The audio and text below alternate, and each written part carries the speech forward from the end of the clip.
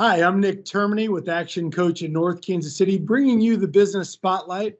Today, I'm here with Dawn. Hello, Dawn. How are you? Nick, how are you? Good. I am doing well. So the Kansas City Business Spotlight, what we're doing is connecting with business owners, local business owners around the metro, and helping tell their story and provide the spirit of the entrepreneur. And so, Dawn, we're looking forward to hearing your story. Oh gosh, the spirit of the entrepreneur. That takes me back many, many, many years ago. Yes, that's what we're doing is bringing that out.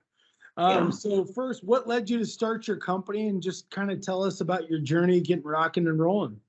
I would say that I've been a serial entrepreneur since I was about 19 years old. Okay. Back when I had ideas and I'd bring them to my grandparents, or I'd bring them to my uncle, or bring them to somebody, and just eventually one business led to another business, led to something else. One of those things, you try something, you fail, you try something, you fail, you just keep trying.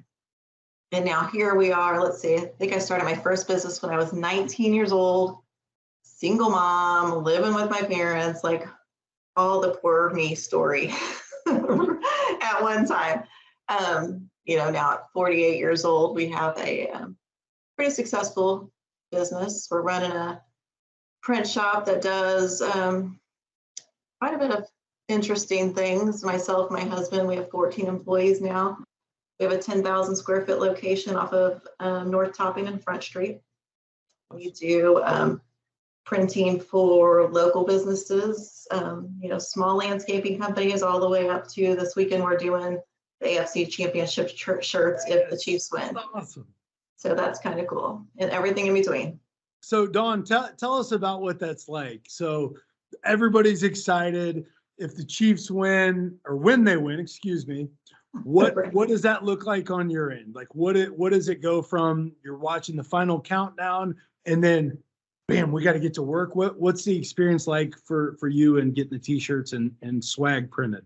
Pretty much. So we work directly with Fanatics.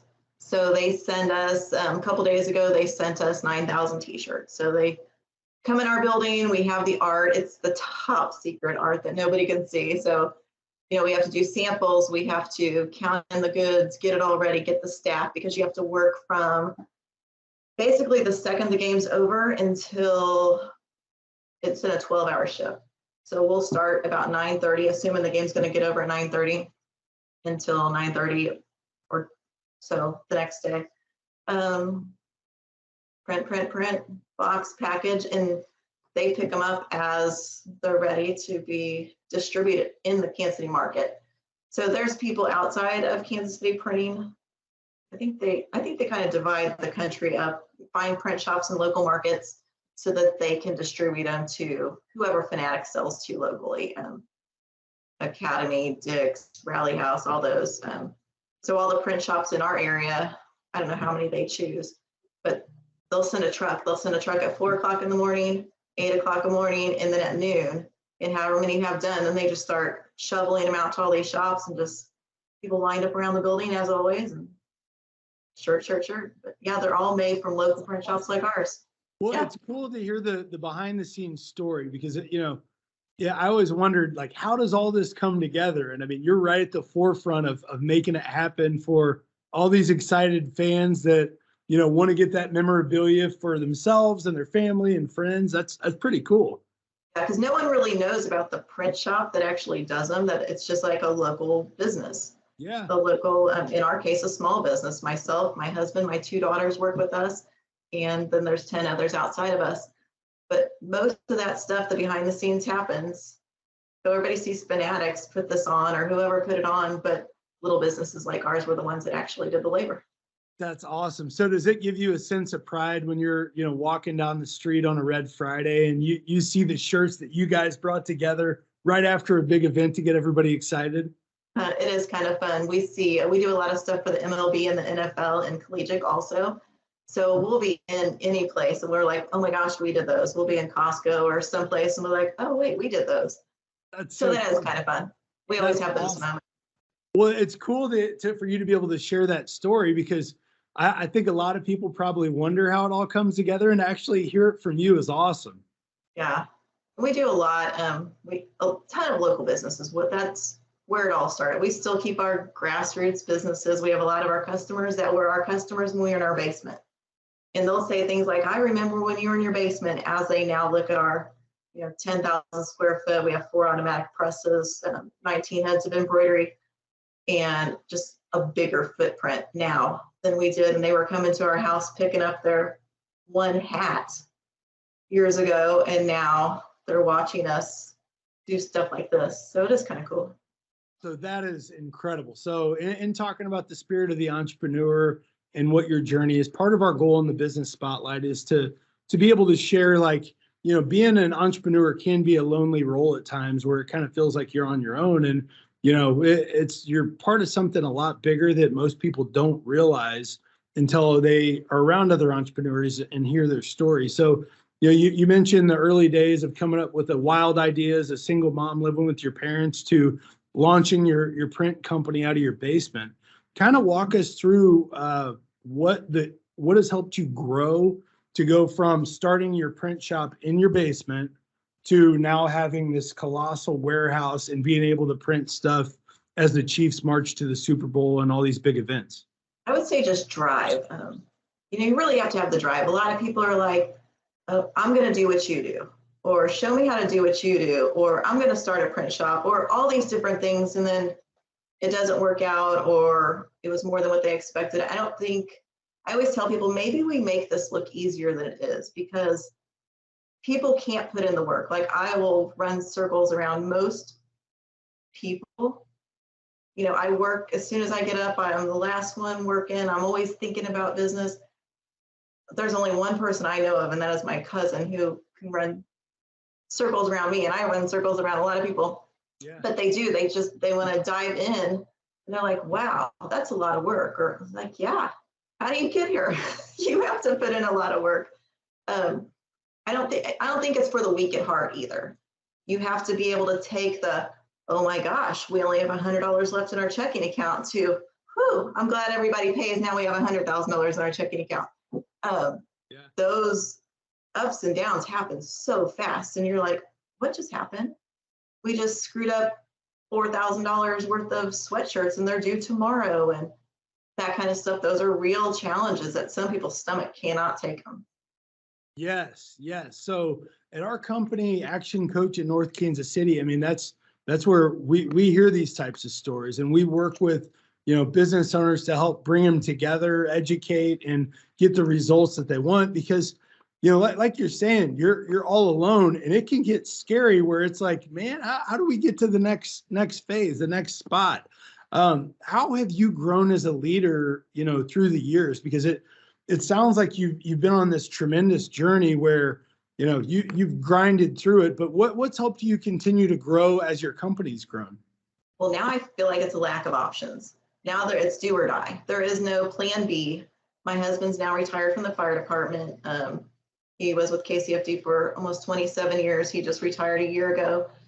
And so now there's like his pension check and this business. And we're all in with this business. I mean, every penny we have goes into the growth of this business. Our kids are here now. That's what drives us. It's like, we got to take this business to the next level. But sometimes you seem big, but you're not big enough to compete on a national level, because you're still looked at it a certain way. Like, up until January of this past year, we were across the street in a 5,000 square foot office doing the same thing, but people looked at us like we were a small business. Even though we were totally capable, we're the same staff, we have the same equipment, we have we have the same equipment, just half of it back then. So we were capable, but now visually, it seems like we are more capable. So bigger companies seek us out. Or, a lot of it is referral. We don't do any advertising, any marketing besides silly Instagrams, Facebooks. And I've tried TikTok. I'm terrible at it. I'm too old for TikTok. My kids are in their 20s. You think that they'd make me some kind of dancing t-shirt video, but no, they don't. That's awesome. So I'm stuck as the TikTok person. Yeah, I'm terrible, but I'll do it anyway. Well, we're not here to judge on your TikTok skills. So Don't look us up. You're in a safe place. Don't look us up. I might have just embarrassed myself. Well, I mean, that goes back to being all in, right? So you're not worried about it. Yeah, but some in our industry, sometimes I think size legitimizes your business. And for whatever reason, we've been asked, can we come down and tour your facility? Can we see this? And we've actually had big companies fly in town to tour our facility. That to us is like not a big deal, but Yeah. it put us on someone's list to call us, and it's just referrals since then. I don't know if we could handle anything more if we were to market ourselves. I don't know if we'd be able to grow that fast because of the rate we've grown is fast. If we market it of any kind, I don't think we could keep up. Yeah, I mean that's a lot of the companies we work with. It's implementing the systems and being able to support that kind of growth. You're right, because it's exciting and then it's a problem.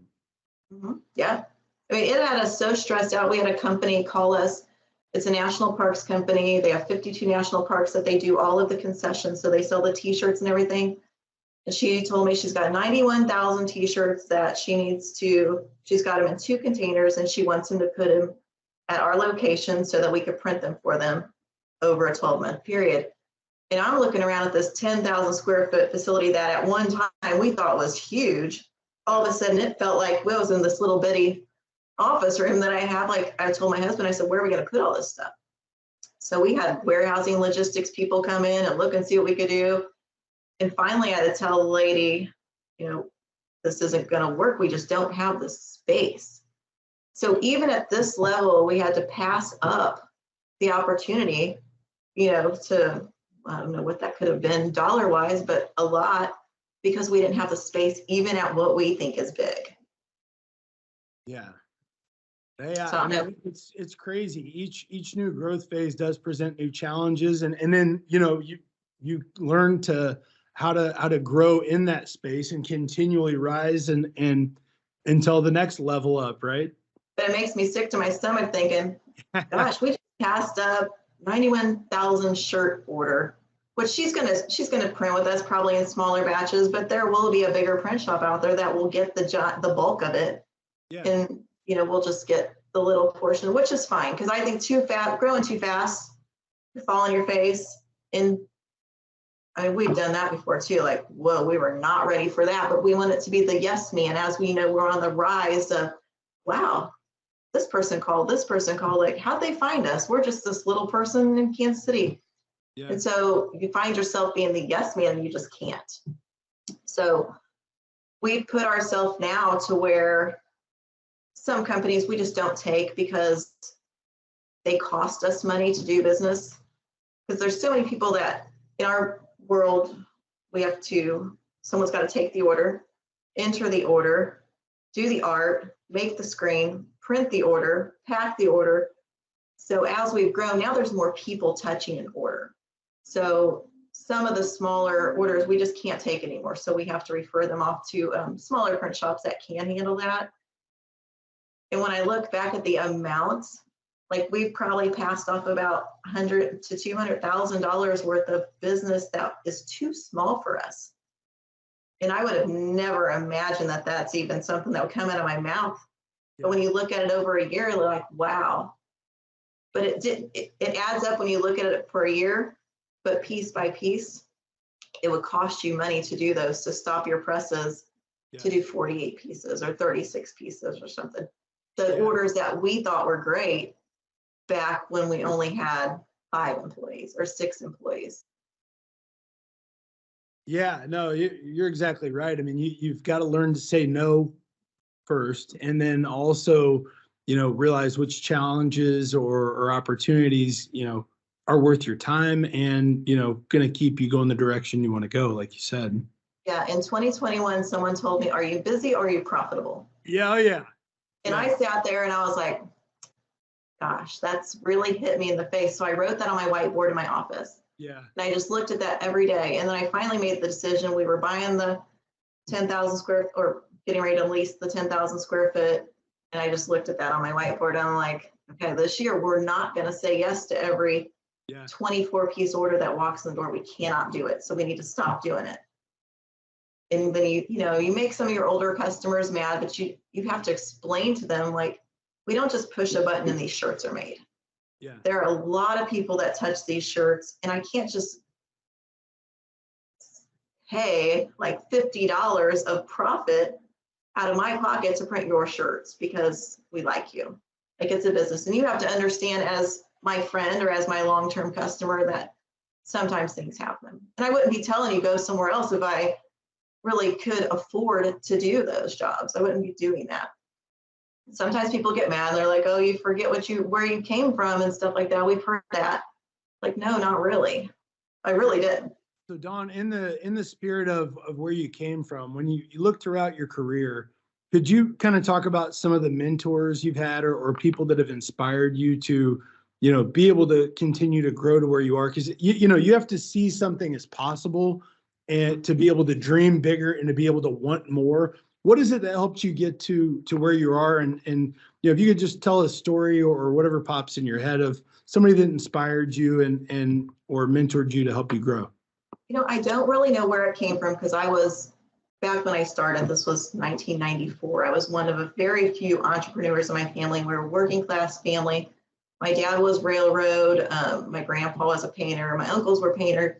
So I just kind of wanted more. I was a single mom, living in a house where my dad worked paycheck to paycheck, those kind of things. And I just always wanted more. I don't know where it honestly came from. I worked for a local catering company, and I don't even know. I just had this idea, like, where I wanted to be. And, when my dad was like, you need to just get a job and you need to take care of your son and all this stuff, I was like, Dad, honestly, I don't want to be like you.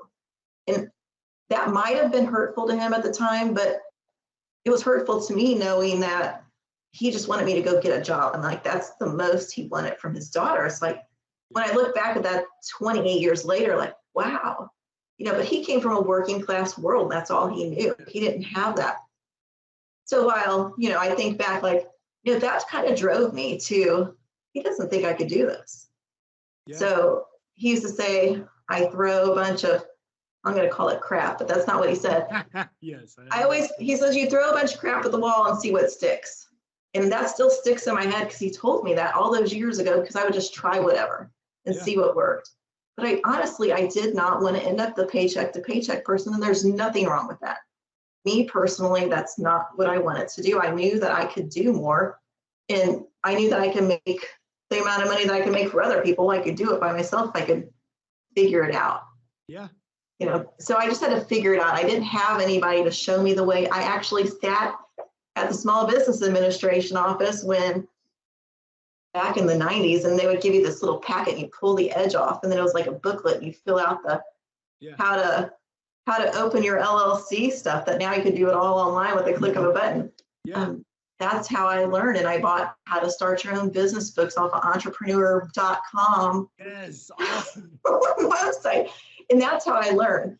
But as I got older, I have a little cousin. I say he's got the Midas touch. He's just a genius. Everything that he does, it just does it so hard. He's the one I talk about, like, will run circles around me and pretty much anybody.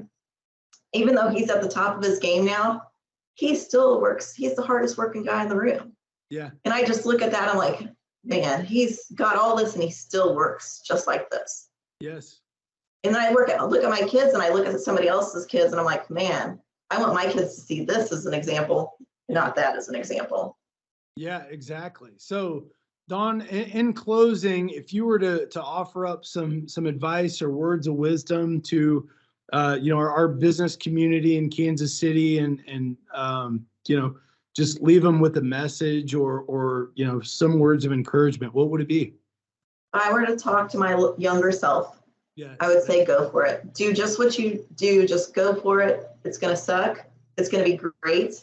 It's going to be hard. It's going to be all those things, but don't wait till tomorrow. Don't wait until I saved up the money. Don't wait until I graduate. Don't wait until whatever. Just do it, because you got to fail early. If you wait until you're 48, my age, to fail, it gets a little bit harder. Yeah. So you got to do all your failing between 20 and 30, and then pick yourself up and keep going. That's awesome. Well, Dawn, thank you for joining us. And I'm really excited to share your story with our business community. Yeah. Well, thanks for having me. Yeah, absolutely.